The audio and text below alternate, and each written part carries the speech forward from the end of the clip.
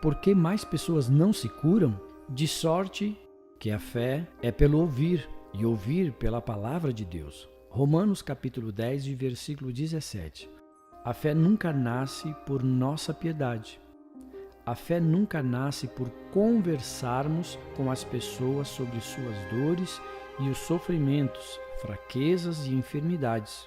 A fé é pelo ouvir, pela palavra de Deus. A fé nasce quando ouvimos a palavra da verdade. A pessoa precisa ouvir a verdade. Jesus disse: "E conhecereis a verdade, e a verdade vos libertará." João capítulo 8, versículo 32. Ele é a verdade. Se quisermos ver as pessoas libertas da escravidão da doença, devemos ensinar-lhes a parte da palavra que as liberta das doenças. A verdade é: Cristo quer curar todos vocês. Senão, ele não teria levado as pisaduras pelas quais fomos sarados. Isaías 53, versículo 5 e 1 Pedro capítulo 2 e versículo 24. Então, alguém pode perguntar: por que mais pessoas não se curam? É por falta de ensinar e pregar esta grande verdade. Vamos parar de ficar ao lado de leito dos doentes, apiedando-nos dos seus sofrimentos e dando a entender que deve ser a vontade de Deus levá-los, ou que deve ser para ensiná-los a ter paciência, ou talvez ficarem mais perto do Senhor por meio da enfermidade. Em vez disso, vamos declarar guerra contra toda forma de enfermidade, exercendo nossa autoridade sobre toda forma de poder demoníaco, pelo nome poderoso e triunfante de Jesus Cristo, ministrando libertação aos que sofrem. Se a salvação é para todos, a cura divina é para todos. Nunca duvidamos ser a vontade de Deus salvar mesmo os mais vis e os mais indignos. Por que temos essa certeza? Porque foi-nos ensinado a verdade a esse respeito. Fomos ensinados desde a infância que a salvação é para todos os que creem, porque Deus amou o mundo de tal maneira que deu o seu Filho unigênito para que todo aquele que nele crê não pereça, mas tenha vida eterna. Se houvessem aprendido acerca da cura para o corpo tão positivamente como foram ensinados quanto à salvação da alma, as pessoas creriam na cura como creem na salvação. Se Deus operava milagres e curava nos tempos passados, mas não quer fazer o mesmo hoje, segue-se que Ele é um Deus que era e não que é. Mas a Bíblia diz que Ele é o grande eu sou. Eu sou o Senhor que te sara. Agora mesmo Deus está dizendo: eu sou o Senhor que te sara. Amanhã Ele estará dizendo a mesma coisa. Estará curando os enfermos que olharem para Ele amanhã, porque será ainda o grande eu sou. Não pode haver dúvida. Ele cura todos os que se chegam a Ele crendo em sua promessa. Seja-vos feito segundo a vossa fé. Mateus capítulo 9, versículo 29. Portanto, peça, porém, com fé, não duvidando. Tiago capítulo 1 e versículo 6. A cura espiritual e física. A cura, na Bíblia, é tanto física como espiritual. As duas maldições que Satanás tem lançado contra a humanidade são o pecado e a doença. Ambas entraram no mundo pela desobediência de Adão e Eva. As duas bênçãos redentoras que Cristo trouxe ao mundo são a salvação e a cura, libertação do pecado e da doença. A salvação do pecado e da doença é a cura do pecado e da doença, são duas bênçãos que estão em uma só expiação, supridos por um só sacrifício e por um só substituto. É indiferente dizer-se curado ou dizer-se salvo. Se dissermos curado, é para ambos, corpo e alma. Se dissermos salvo, é também para ambos, alma e corpo. A obra não estaria completa se o homem não salvo e enfermo no corpo fosse salvo dos seus pecados, mas não curado das suas enfermidades depois de ouvir esta verdade. A obra seria incompleta se um pecador fosse curado, mas permanecesse com seus pecados. A pessoa é perdoada desses males espirituais quando seu físico é salvo ou curado. Por quê? Simplesmente porque aceitou a expiação. Como essa pessoa pode aceitar apenas uma metade dos benefícios depois de saber a verdade? Ela chegou a ver Jesus, o sacrifício de sangue, levando tanto seus pecados como suas enfermidades. Isso é a verdade que liberta os homens, tanto nos seus corpos como nas suas almas. João capítulo 8, versículo 32. Em nossas campanhas evangelísticas pelo mundo, sempre pregamos uma provisão dupla plena. Convidamos os não salvos a aceitarem Jesus Cristo, que os cura também e salva, a crerem que Ele cura as enfermidades ao mesmo tempo que salva do pecado. O resultado é a libertação tanto do corpo quanto da alma. O corpo e a alma são sempre libertos ao mesmo tempo, quando as pessoas creem nisso. Paulo diz: fostes comprados por bom preço. Glorificai, pois, a Deus em vosso corpo e no vosso espírito, os quais pertencem a Deus. 1 Coríntios capítulo 6, versículo 20. Ele nos manda a usar tanto o corpo quanto o espírito para glorificar a Deus. Ambos foram comprados por bom preço. Não admira que Jesus tenha dito ao paralítico: filho, tem bom ânimo, perdoados te são os teus pecados. Marcos capítulo 2, versículo 5 e Mateus capítulo 9, versículo 2. Quando ele se levantou, tomou sua cama e andou, deixou seus pecados para trás com sua enfermidade.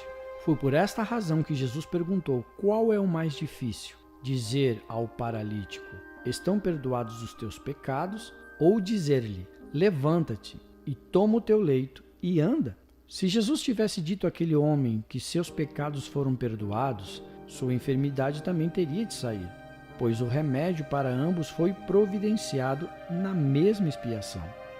Isaías declarou: ele foi ferido pelas nossas transgressões, e pelas suas pisaduras fomos sarados. Isaías 53, versículo 5. Se Jesus tivesse ordenado àquele homem que se levantasse e andasse, então seus pecados também teriam sido perdoados. Teriam de deixá-lo. Sempre devemos ver uma plena libertação em Jesus Cristo.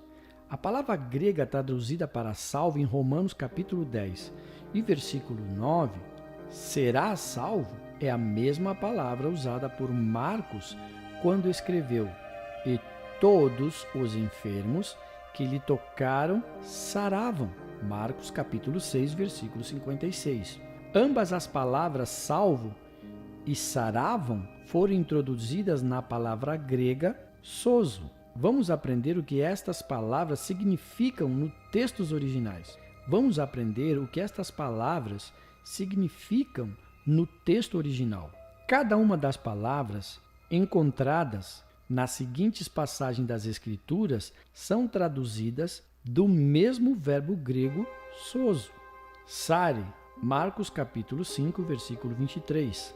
Salvo, Marcos capítulo 16 e versículo 16. Salvo, Lucas capítulo 8 e versículo 36. Salvo, Atos capítulo 2 e versículo 21. Curado, Atos capítulo 14, versículo 9.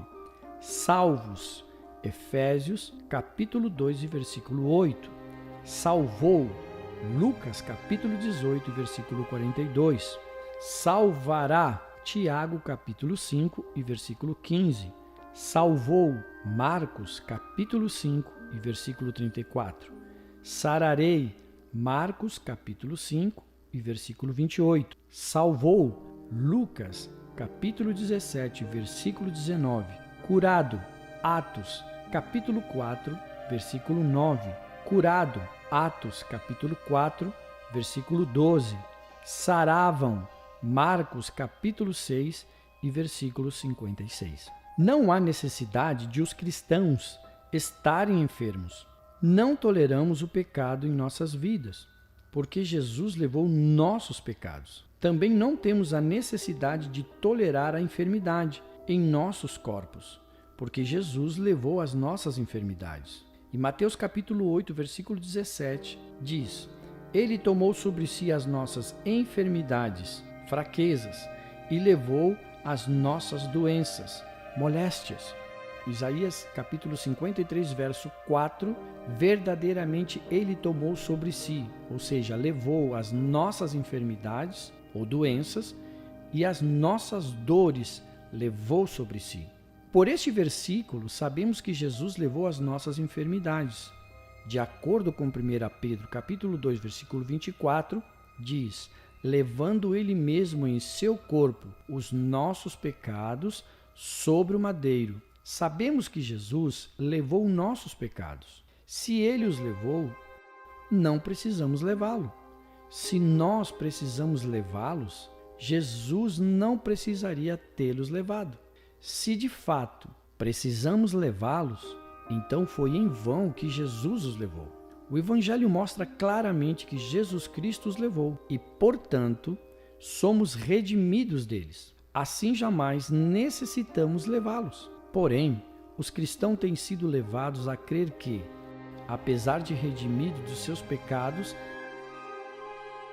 devem continuar a sofrer suas enfermidades, porque pode ser que não seja a vontade de Deus curá-los. Eles sabem que ele curava outros, mas talvez tenham sido apenas os mais felizardos aos quais ele queria dispensar sua misericórdia. Se fosse a vontade de Deus curá-los, eles sabem que ele poderia fazê-lo, mas sem a certeza da sua vontade. Ficam pacientes e continuam a carregar a cruz do seu sofrimento físico. A doença destrói o mesmo corpo que foi comprado por bom preço, o preço do corpo do Filho de Deus. Isto não é razoável. Como tal doutrina é diferente da palavra de Deus? Quando pergunto a um crente se ele acha que é a vontade de Deus curá-lo, ele responde que não sabe se é ou não. Então pergunto-lhe se é a vontade de Deus cumprir sua promessa. A razão por que mais pessoas não são curadas é a falta de pregação e ensinamento destas verdades. Se a fé é pelo ouvir e o ouvir pela palavra de Deus, e se esperamos que o povo tenha fé para receber a bênção de Deus da cura física, devemos proclamar-lhes estas verdades bíblicas que edificam a fé para receber esta bênção. Quantos pecadores seriam salvos se o pregador nunca pregasse um sermão sobre a salvação? Ou se, quando resolvesse pregar um sermão sobre a salvação, baseasse o seu discurso nos seguintes pontos principais: 1. Talvez não seja a vontade de Deus salvá-lo. 2. Talvez o seu pecado seja para a glória de Deus. 3. Talvez Deus esteja usando o seu pecado para castigá-lo. 4. Tenha paciência em seu pecado até que Deus queira salvá-lo. 5. Já passou o tempo de milagres, conversões. Quantas almas seriam salvas e quantos pecadores receberiam fé para se converterem com essas mensagens? Contudo, esses são quase os únicos pontos que muitos enfermos ouvem quando há cura. É fácil compreender porque muitas pessoas não são curadas hoje. Continuaremos no próximo vídeo, no capítulo 5 do livro. Deus abençoe a sua vida.